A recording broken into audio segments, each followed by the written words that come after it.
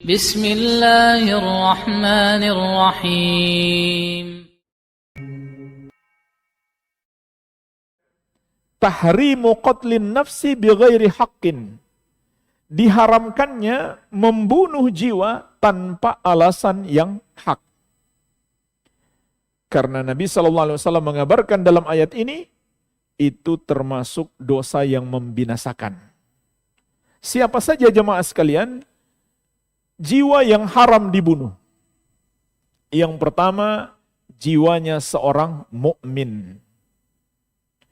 Menghilangkan nyawa seorang mukmin ini dosa yang sangat besar.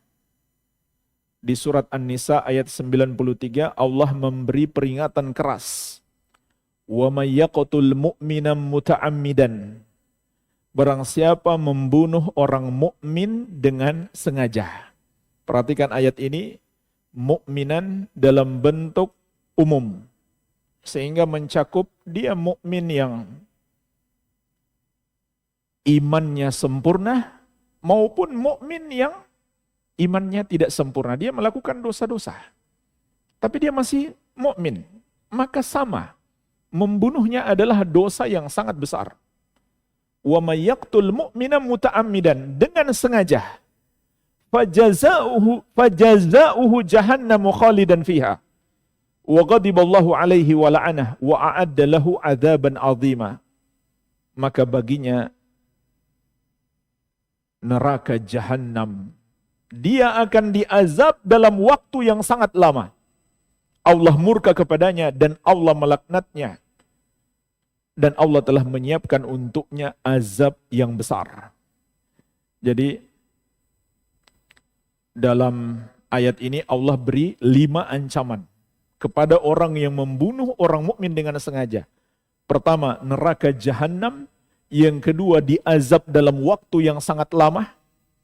Bahkan bisa kekal kalau dia menghalalkan darah seorang muslim. Karena menghalalkan darah adalah kekufuran.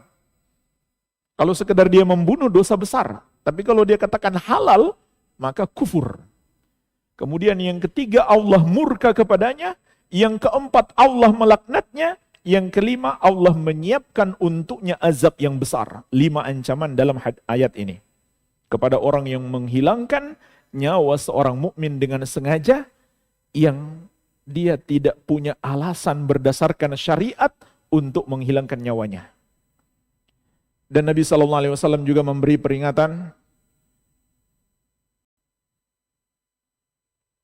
Kata beliau, la zawalu hadhihi dunya ahwanu 'ala Allah min qatli rajulin muslim. Musnahnya dunia ini lebih ringan di sisi Allah daripada menghilangkan nyawa seorang muslim. Jadi betapa mulianya seorang muslim itu di sisi Allah, sehingga menghilangkan nyawanya adalah dosa yang sangat besar. Kemudian yang kedua, jiwa kafir zimmi. Orang kafir yang tinggal di negeri kaum muslimin dan dia tunduk dengan pemerintah kaum muslimin. Dia tidak melakukan pemberontakan. Kemudian yang ketiga, kafir mu'ahad. Orang kafir yang terikat perjanjian gencatan senjata, perjanjian damai untuk sementara waktu dengan kaum muslimin. Kemudian yang keempat, kafir musta'min. Orang kafir yang minta perlindungan kepada kaum muslimin, misal karena dia punya keperluan untuk masuk ke negeri kaum muslimin, seperti untuk berdagang misalkan, atau untuk belajar Islam, maka dia minta jaminan keamanan. Jika ada seorang muslim memberi jaminan keamanan kepadanya, haram bagi seluruh kaum muslimin untuk membunuhnya. Jadi inilah 4 jiwa yang Allah haramkan dibunuh. Menghilangkan nyawa mereka adalah dosa yang sangat besar. Dari 4 ini, 3 adalah muslim, kafir. Zimmi, mu'ahad, dan musta'min. Dan Nabi SAW mengingatkan juga dalam hadis yang lain tentang bahaya membunuh mereka. Beliau bersabda, "Man qatala mu'ahadan lam yarah raihatal jannah wa inna rihaha la tujadu min masirati arba'ina aman." Siapa membunuh orang kafir yang terikat perjanjian dengan kaum muslimin, maka dia tidak akan mencium bau surga.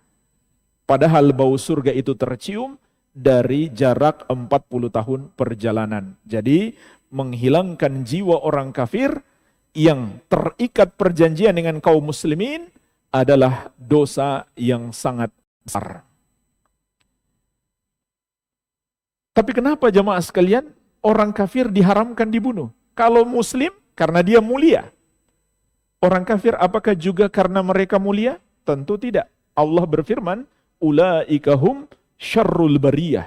Mereka adalah seburuk-buruk makhluk. Mereka dilarang dibunuh karena umat Islam pantang melanggar janji. Sudah berjanji, pantang mengingkari. Itu sifat mukmin. Walaupun kepada orang kafir, umat Islam tidak boleh berkhianat. Sudah janji harus ditepati. Apalagi kepada sesama muslim. Baik, jadi ini 4 jiwa yang haram dibunuh.